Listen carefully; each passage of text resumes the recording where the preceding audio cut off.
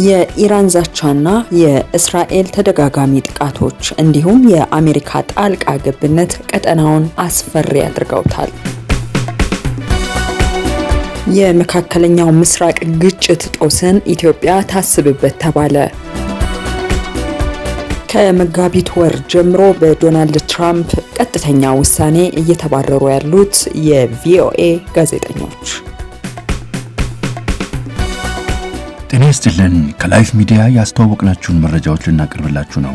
ላይፍ ሚዲያ ለኑሮና ሕይወት የሚሆኑ ዕውቀትና መረጃ የሚጨምሩ ጉዳዮችን ያቀርባል። ላይክ፣ ሼር እና ሰብስክራይብ በማድረግ መረጃው ብዙዎች ጋር እንዲደርስ አድርጉ።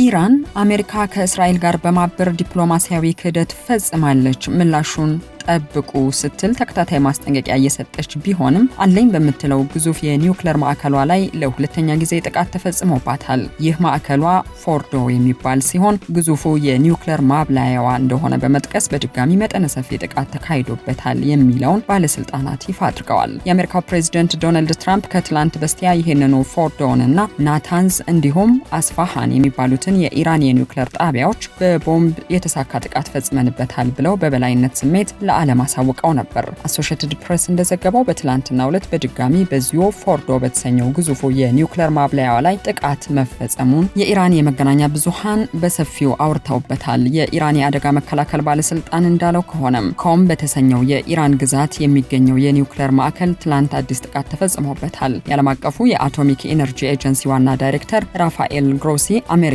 በፎርዶ የኢራን የኒውክሌር ጣቢያ ላይ በፈጸመችው ጥቃት ከፍተኛ ጉዳት ሳይደርስ እንዳልቀረ ነው የገለጹት። የደረሰው ጉዳት ምንድነው ለሚለው ግን ተጨማሪ ዝርዝር ስለሚያስፈልግ የተኩስ አቁም ስምምነት ሊደረግ ይገባል በሚል ሀገራቱ ይህንን እንዲያደርጉ ዋና ዳይሬክተሩ ጥሪ አቅርበዋል። ይህ በእንዲህ እንዳለ ግን አሜሪካ በ3 የኢራን የኒውክሌር ጣቢያዎች ላይ ጥቃት መፈጸሟን ተከትሎ የቀጠናው ውጥረት መባባሱን የሚያመላክቱ ተከታታይ ጥቃቶች ሁለቱም ሀገራት አንዳቸው በአንዳቸው ላይ እያደረሱ ነው። ይህንን መነሻ አድርጎ ይመስላል የእስራኤል ጦር በተለይም በቴህራን የሚገኘውን የኢራን አብዮታዊ ዘብ ማዘዣ ማዕከልን ኢላማ ያደረገ የአየር ላይ ከባድ ጥቃት እየፈጸመ ያለው።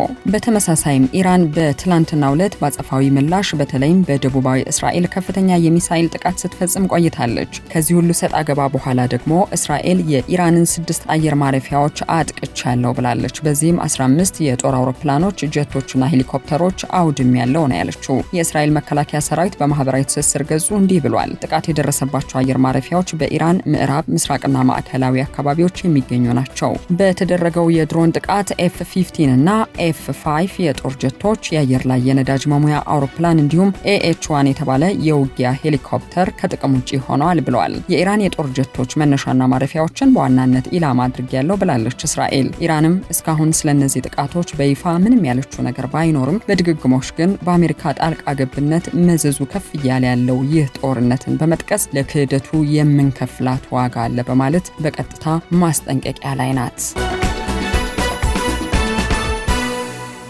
የመካከለኛው ምስራቅ ግጭት ይዞት የሚመጣውን አደጋ ኢትዮጵያ ታስብበት ተባለ። ሪፖርተር ጋዜጣ በሰሞኑ እትሙ የሚከተለውን ርዕስ አንቀጽ አስነብቧል። ኢትዮጵያ ያለችበትን የአፍሪካ ቀንድ አስቸጋሪ ሁኔታ ሊፈጥሩባት የሚችሉ 2 ክስተቶች ብቅ ብለዋል። የመጀመሪያው በመካከለኛው ምስራቅ በእስራኤልና በኢራን መካከል የተጀመረው የሚሳኤል ጥቃት ሲሆን ሁለተኛው ደግሞ ሰሞኑን በአሜሪካ ኮንግረስ የሶማሌላንድ ሪፐብሊክ ነጻነት ሕግ ተብሎ የቀረበው ነው። እስራኤልና ኢራን በኒውክሌር ጣቢያዎችና በወታደራዊ ይዞታዎች ላይ የጀመሩት የሚሳኤል ጥቃት አድማሱን የሚያሰፋ ከሆነ ከአሜሪካ በተጨማሪ እንደ እንግሊዝ፣ ፈረንሳይና መሰል የአውሮፓ ሀገሮች ጣልቃ እንደሚገቡ የተሰማ ነው። በኢራን ጎራ ደግሞ ሩሲያንና ቻይናን ጨምሮ ሌሎች አጋሮችን በማሰለፍ ከፋርስ ባሕረ ሰላጤ እስከ ቀይ ባህርና ህንድ ውቅያኖስ ድረስ የጦርነቱ ቀጠና ሊሰፋ ይችላል። ባስ ካለም በሩሲያና ዩክሬን ጦርነት ወቅት ይፈራ የነበረው የሶስተኛው ዓለም ጦርነት የሚቀሰቀስበት አጋጣሚ ይፈጠራል። የአፍሪካ ቀንድ ሀገሮችም እንደለመዱት የውክልና ጦርነት ውስጥ ገብተው አካባቢው ለአደጋ መጋለጡ አይቀርም።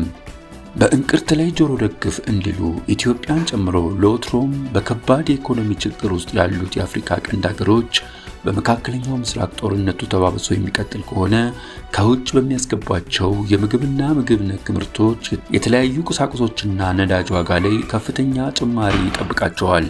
ከውጭ የሚያስገቧቸው የምግብና ምግብ ነክ ምርቶች፣ የተለያዩ ቁሳቁሶችና ነዳጅ ዋጋ ላይ ከፍተኛ ጭማሪ ይጠብቃቸዋል።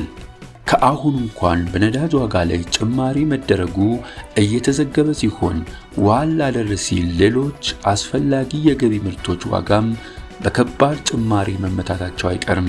በጦርነቱ ምክንያት የአየር ትራንስፖርትና የባህር ማጓጓዣ መስመሮች ሲዘጉ ደግሞ ከሚታሰበው በላይ የዋጋ ጭማሪ ስለሚከተል የሀገሮች ኢኮኖሚዎች ከመጎዳት አልፈው ሊሽመደመዱ ይችላሉ። በቅርቡ ለፓርላማው የቀረበው በጀት ላይ ውይይቶች ሲደረጉ ይህንን ድንገተኛ ጉዳይ ታሳቢ ቢደረግ ይሻል ነበር። በዓለም አቀፍ ደረጃም ሆነ በአገር አቀፍ ድንገት የሚያጋጥሙ ክስተቶች እንደ ቆይታቸው መጠን መፍትሄ ሊፈለግላቸው ይገባል። ከቅርብ ጊዜ ወዲህ የኢትዮጵያ መንግስት የባህር በር ጥያቄ አጀንዳ አንስቶ በከፍተኛ ሁኔታ መነጋገሪያ ከመሆን አልፎ በቀይ ባህር ቅርብ ርቀት ላይ ተቀምጦ ተቆልፎ መኖር እንደማይቻልና ምላሽ ማግኘት እንዳለበት ግፊት እያደረገ ነው። ከአንድ ዓመት በፊት ከሶማሌላንድ ጋር የተደረገው የባህር በር ማግኛ የመግባቢያ ስምምነት በእንጥልጥል ቢቀርም ኤርትራ ከኢትዮጵያ ስትለያይ በሸፍጥ የአሰብ ወደብን ስለወሰደች ማስመለስ አለብን የሚሉ ድምጾች ጎልተው እየተሰሙ ነው። የባህር በር ጥያቄው በጉልበት ሳይሆን በህጋዊ፣ በፖለቲካዊና በዲፕሎማሲያዊ መንገድ ምላሽ እንዲያገኝ የሚሉ ድምጾች ሲሰሙ፣ በሌላ በኩል በኤርትራ በኩል ቀናነት ከሌለ ማንኛውንም አማራጭ መጠቀም የሚሉም ድምጾች በስፋት ይሰማሉ። የባህር በር ጥያቄው አጀንዳ ከተነሳ ወዲህ ሁለቱ ሀገሮች ወደ ፍጥጫ እያመሩ ሲሆን ከሰሞኑ ከመካከለኛው ምስራቅ ሁኔታና በሱዳን ካለው ቀውስ ጋር ከተሸረበ ውጤቱ አስከፊ ሊሆን እንደሚችል ይታሰባል። ሌላው በአሜሪካ ኮንግረስ የቀረበው የሶማሌላንድ ሪፐብሊክን እውቅና ሰጥቶ አገር የማድረግ እንቅስቃሴ ወትሮም በቋፍ ላይ ያለውን የአፍሪካ ቀንድ ሌላ ትርምስ ይዞበት ሊመጣ እንደሚችል ይታሰባል። ከዋናዋ ሶማሊያ ራሷን አግልላ አገር ሳትሆን የአገር ያህል የገዛ ራሷ ሰራዊት፣ ፓርላማ፣ ምርጫ፣ የመገበያያ ገንዘብና የመሳሰሉት ያላት ሶማሌላንድ ከኢትዮጵያ ጋር እውቅናን መሰረት ያደረገ የባህር በር የመግባቢያ ስምምነት ስትፈራረም የተነሳው ውዝግብ ቀላል አልነበረም። ሶማሊያ የኢትዮጵያን ድርጊት በማውገዝ ግብፅና ኤርትራን ለማስተባበር የሄደችበት ርቀት አይዘነጋም። በግብፅ መሪነት ኢትዮጵያ ቀይ ባህር ድርሽ እንዳትል በተደጋጋሚ መግለጫዎች ሲወጡ ነበር። ይህ ሁሉ ሆኖ በሶማሌላንድ ምርጫ ተካሂዶ አዲስ ፕሬዝዳንት ሲመጡ ነገሮች ቢቀሰቅሱም ሶማሊያ በቱርክዬ አማካኝነት ከኢትዮጵያ ጋር በአንካራ እርቅ ፈጥራ ሳለች ነው ሰሞንኛው የአሜሪካ ኮንግረስ የሶማሌላንድ እውቅና ጉዳይ ብቅ ያለው። ምንም እንኳ ሀያሉ አሜሪካ ትራምፕ ወደ ስልጣን ሲመጡ በአፍሪካ በሚከተሉት ፖሊሲ የሶማሌላንድ እውቅና ጉዳይ ገበታው ላይ የቀረበ ቢሆንም በመካከለኛው ምስራቅ ከእስራኤልና ከሐማስ ጦርነት በኋላ እንደገና የእስራኤልና የኢራን ጦርነት ሲከተል ድንገት በኮንግረሱ በኩል ሲከሰት ውጥረት ሊፈጥር እንደሚችል ይታሰባል። ሶማሌላንድ የአሜሪካን እውቅና ብታገኝና ለኢትዮጵያ የባህር በር ጥያቄ ምላሽ ብትሰጥ ኢትዮጵያ ወደ ባህሩ ድርሽ እንድትል የማይፈልጉ ኃይሎች ተቀናጅተው እንቅስቃሴ ሊጀምሩ ይችላሉ። የባህር በር ጥያቄው ከሶማሌላንድ በተጨማሪ በሌሎችም ምላሽ ማግኘት አለበት የሚለው ግፊት ሲያይልም ውጥረት እንደሚፈጥር ይታሰባል። አካባቢው ወትሮም የውክልና ጦርነት፣ የድርቅ፣ የረሃብና የስደት ዋነኛ ማዕከል በመሆኑና በጎረቤት አገሮች መካከልም ጠንካራ ትስስር ስለሌለ ለሰላም መደፍረስ በጣም ቅርብ ነው። የእስራኤልና የኢራን ጦርነት በጊዜ ተገቶ ካልቆመ ጦሱ ለአካባቢው አገሮችም ይተርፋል። በኢትዮጵያ በኩል የመጪውን ዓመት በጀት ይህንን ያፈጠጠ ችግር ታሳቢ ከማድረግ በዘለለ በሀገር ውስጥ የሚስተዋሉ አለመግባባቶች፣ ግጭቶች፣ ከፍተኛ የኑሮ ውድነትና ሌሎች አንገብጋቢ ችግሮች መልክ ለማስያዝ የሚረዱ መፍትሄዎች ላይ ማተኮር ይገባል። ዘወትር እሳት ላይ እንደተጣደ ድስት የሚንተከተከው የአፍሪካ ቀንድ የውስጥ ችግር ራቅና ቀረብ ያሉ ኃይሎች ይዘዋቸው የሚመጡ ተግዳሮቶች ከዚህ ቀደም ያስከፈሉትን መስዋዕትነት ታሳቢ በማድረግ በተሻለ መጠን ለመከላከል በቂ ዝግጅት ያስፈልጋል። ለዚህ ዝግጅት ይረዳ ዘንድም ውስጣዊ ችግሮችን በሰለጠነ መንገድ ለመፍታት ፈቃደኝነት ማሳየት፣ ከእልህና ከግትርነት መላቀቅ፣ ልዩነትን አክብሮ ለጋራ አገር አብሮ መቆም፣ ለግጭትና ለውድመት መንስኤ ሊሆኑ የሚችሉ ብልሹ ድርጊቶችን ተባብሮ ማስወገድ የግድ መሆን አለበት። አሸናፊና ተሸናፊ በማይኖርበት ጦርነት ውስጥ ተዘፍቆ ኢትዮጵያን ለታሪካዊ ጠላቶች ቀላል ኢላማ ማድረግ ተገቢ አይደለም። የመካከለኛው ምስራቅ ግጭት ይዞት ከሚመጣው አደጋ ኢትዮጵያን ለመጠበቅ ጥንቃቄ ማድረግ ያስፈልጋል።